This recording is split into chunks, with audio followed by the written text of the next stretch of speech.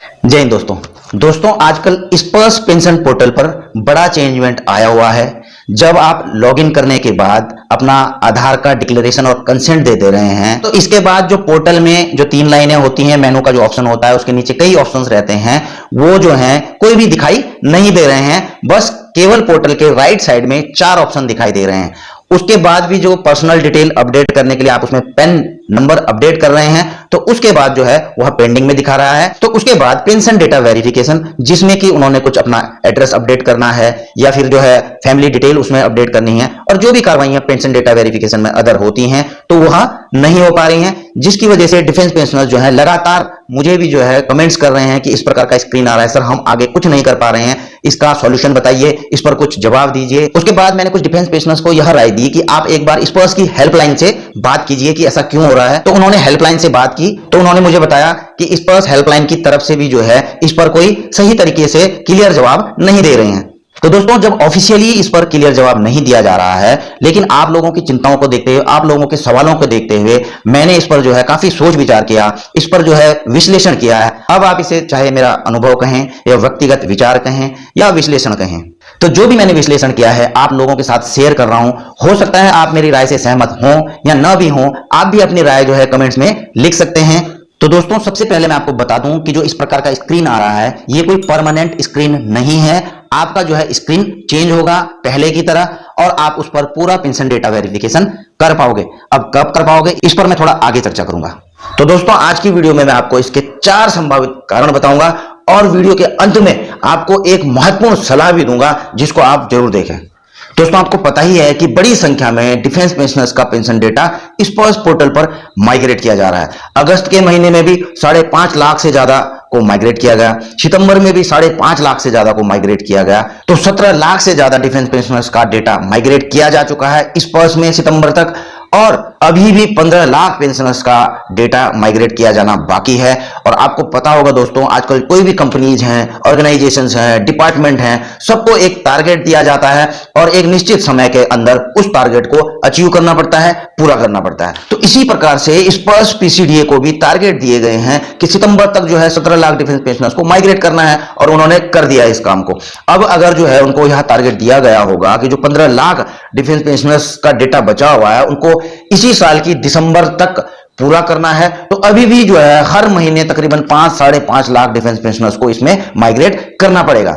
और स्पर्श पीसीडीए के पास सीमित संसाधन होंगे, सीमित मैन पावर होगी, स्टाफ होगा, जबकि इतने बड़े माइग्रेशन के चलते उनके पास में वर्कलोड बहुत ज्यादा होगा। ऐसे में उनके पास बहुत सी चुनौतियां हैं जिनको उन्होंने फेस करना है। नंबर 1 चुनौती तो उनके लिए सबसे बड़ी यही है कि टारगेट को पूरा करना, यानी कि इतनी बड़ी संख्या में डिफेंस पेंशनर्स को दिए गए समय के अंदर माइग्रेट करना, उनका डेटा जो है बैंकों से सीपीपीसी से कलेक्शन करके उनका डेटा स्पर्श पर माइग्रेट करना।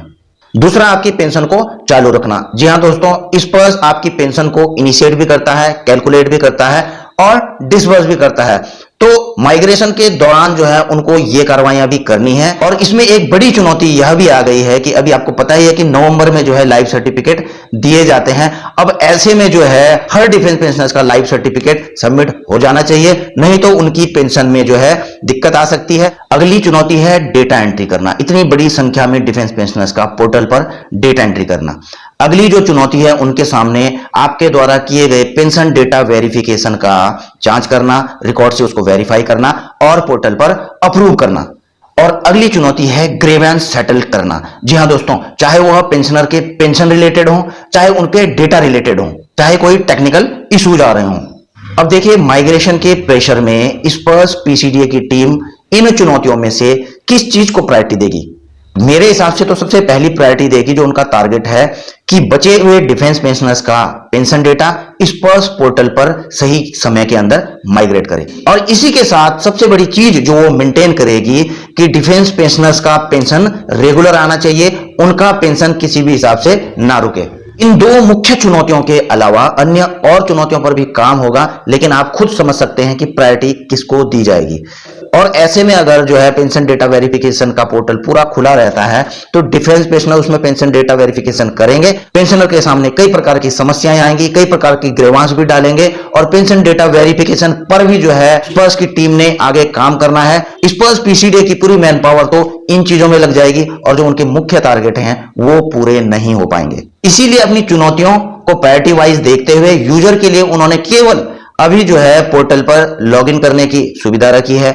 उसके बाद वो अपना आधार का कंसेंट और डिक्लेरेशन दे सकते हैं, अपना पैन नंबर अपडेट कर सकते हैं, अपना मोबाइल या ईमेल आईडी उसमें अपडेट कर सकते हैं। बाकी जो है इसके आगे का उन्होंने बंद किया हुआ है। और जब ये सारी चीजें हो जाती हैं, आपका आधार अपडेट हो जाता है, तो आप उसके बाद अपना डिजिटल लाइफ सर्टिफिकेट दे सकते हैं और आपकी पेंशन जो है कंटिन्यू लगातार सही तरीके से आती रहेगी। उसमें आपको कोई भी समस्या नहीं होगी।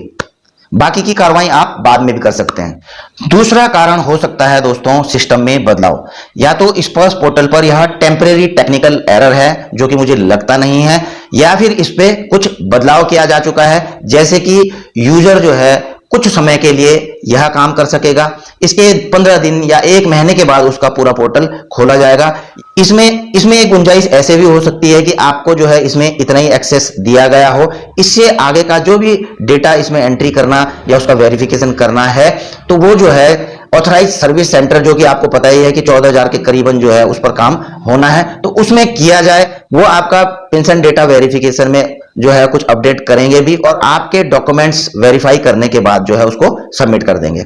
और तीसरा कारण दोस्तों यह भी हो सकता है, जैसा कि आपको पता ही है एचडीएफसी और बैंक ऑफ बड़ौदा के साथ मेमोरेंडम ऑफ अंडरस्टैंडिंग पर साइन किया गया है। तो जैसे ही ये ब्रांचेज, इनकी 14,000 से ज्यादा जो ब्रांचेज बताई गई हैं, वो स्पर्श सर्विस सेंटर के रूप में कार्य करना शुरू कर देंगी। हो सकता है इसमें 15-20 दिन लगे या 1 महीना भी लगे।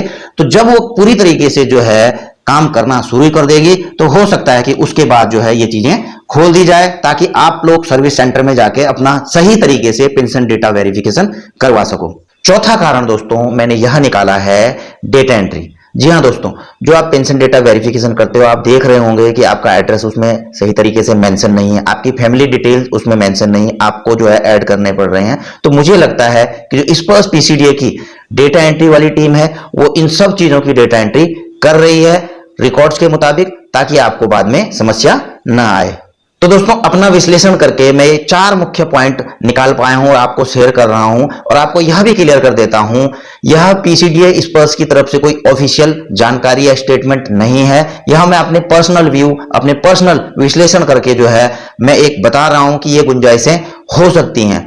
और आप इस पर कमेंट्स के माध्यम से अपनी सहमति, असहमति या फिर अपनी राय भी रख सकते हैं। तो दोस्तों वीडियो के अंत में एक महत्वपूर्ण सलाह देना चाहूंगा कि जितना भी पोर्टल खुला है आप जो है उतनी कार्रवाई कर लीजिए, अपना डिक्लेरेशन देके, आधार का कंसेंट देके, उसमें पैन अपडेट करके आप जो है उसके बाद अपने डिजिटल लाइफ सर्टिफिकेट दे दीजिए और आपका पेंशन इसमें सुचारू रूप से चलता रहेगा। बाकी आगे की कार्रवाई पेंशन डेटा वेरिफिकेशन की आप बाद में भी कर सकते हैं, जब भी पोर्टल खुलेगा या स्पर्श के सर्विस सेंटर में जाकर के। तो दोस्तों आई होप कि आपको वीडियो जानकारी भरी लगी होगी। अगर आपको अच्छी लगी हो वीडियो तो इसे लाइक शेयर कर सकते हैं और अपनी राय रखने के लिए इसमें कमेंट सेक्शन में जाकर कमेंट कर सकते हैं। और अगर चैनल में आप नए हैं तो इसे सब्सक्राइब करके बेल आइकन का घंटा दबा सकते हैं, ताकि आपको मेरी आने वाली वीडियोज की नोटिफिकेशन मिलती रहे। जल्द मिलूंगा नई वीडियो के साथ, नई जानकारी के साथ। जय हिंद, वंदे मातरम।